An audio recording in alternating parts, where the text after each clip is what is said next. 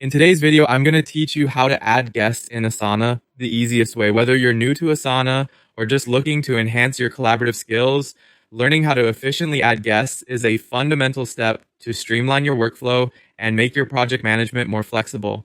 Let's dive into this process together. To begin, open the specific project or task in Asana that you're working on.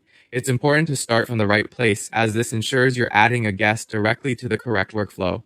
Once you've located your project or task, look to the top right corner of your screen. There you'll find a button labeled Share. Clicking this will open a dialog box that is your gateway to inviting new participants. Inside this dialog box, you'll see an invite field. This is where you'll be entering the email address of the person you want to add as a guest. Asana uses this email to send the invite, which makes it crucial to ensure the email is accurate. Once you type in the email address, think about the context in which you're adding this guest. You'll have the option to decide whether you want this person to be a part of the entire project or just a specific task. This choice is pivotal as it determines the level of access they will have.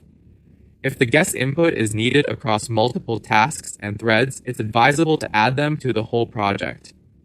Conversely, if their role is limited to just one aspect, keep their access confined to a single task to maintain clarity and security in your workspace. Once you've made your decision, the next step is to click Invite. This action finalizes your input and sends a notification to the recipient, inviting them to collaborate in the capacity you've chosen.